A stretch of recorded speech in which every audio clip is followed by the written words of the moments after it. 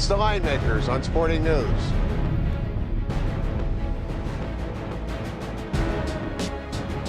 Game 5 of the Eastern Conference Finals. Pacers Heat all tied up at 2 games apiece. Looking at Game 5. Heat 7.5, total 185. Welcome to the Linemakers on Sporting News. I'm Micah Roberts with Rick Herron at the beautiful South Point Racing Sportsbook. Rick, now we're looking at a spot where we've seen several times in this playoff seasons that the Heat, coming off a loss, they come back and respond well. And the spread looks like it's reflecting that to be the case again, because probably shouldn't be this high. Yeah, I agree with you, Micah. You know, after Game 1, it was Heat 7. If you look at the series, and it got bet to 6.5 in some spots. If you look at the series, the Pacers have had the lead or been tied in 65% of the series thus far. You would think the number would be lower. Instead, It's back to 7.5. And I agree with you. That's based on the Heat's reaction after their 2 losses in the postseason. After losing Game 1 to the Bulls, they came back and won 115-78. After losing Game 2 to the Pacers, they came back and won 114-96. Wow, dominating. So you have to look at it from that point of view. But yeah, a complete turnaround in Game 4 from Game 3. Just 99-92 Indiana to tie it up. 49-30 they won the rebounding battle. 50-32 points in the paint after they got dominated in the paint by the Heat in Game 3.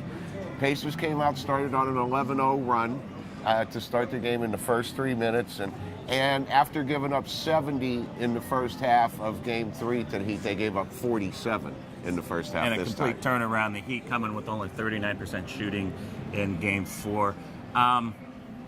How do we expect this to change about now? Did they go back to being the Heat doing, or are the Pacers going to continue to be? I mean, basically, they've won 3 out of the 4 games. They beat them 3 of the 4. I think it's for safe all to but say. 2.2 seconds in the first game. And I think that's fair to say. And what's going to change this time around is, is this Heat monsoon going to be so torrential that they can't get out of it, like we've seen the Bulls and the Pacers do, coming off of wins, or do they keep playing the same way they've been? I mean, they've been consistent. They're gonna play well. It's just a matter of, we know how good the Heat are and how good they can be. I think one of the keys for the Heat is they shot 39% in the game. The Pacers shot 50. They've got to shoot it better than 39%.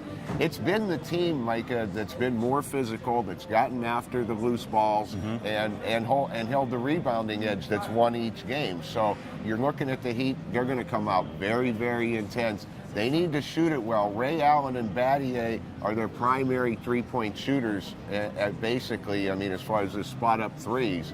And they're 11 out of 46. They're 11 out of 46 from the floor in the series. So. And their best field goal percentage guy, Chris Anderson, didn't even take a shot. Didn't take a shot, 0 for 0 with no points. That's the point I think you have to like with the Pacers is the stability, the consistency inside with Hibbert. Just keep feeding the ball, and he's shooting 65% in those games when they win. 23 and 12 in Game 4. Amazing. 3 straight games of at least 20 points and at least 10 rebounds for Hibbert. But to me, the key for the Pacers in Game 4 was Lance Stevenson.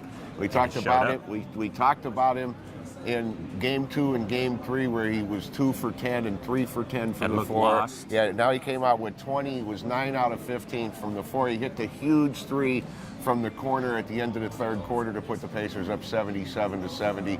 He's a big key for Indiana. But one thing's been consistent about the series, Micah. All 4 games have gone over the total. We're still looking at 185 for this one. I have to play it over again. Well, no adjustment from Game 4 to Game 5.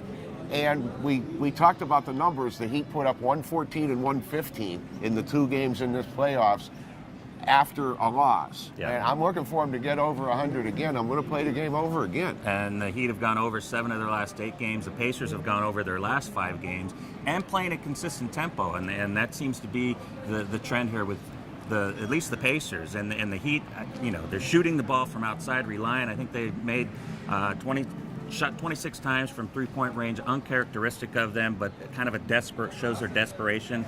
And they can't do that. They need to go inside. So between feeling that LeBron will take over a little bit and be a little more assertive in this game than he was in Game 4, and expecting the Heat to score more points, and the Pacers maintaining their consistent edge of going down to West and Hibbert down low.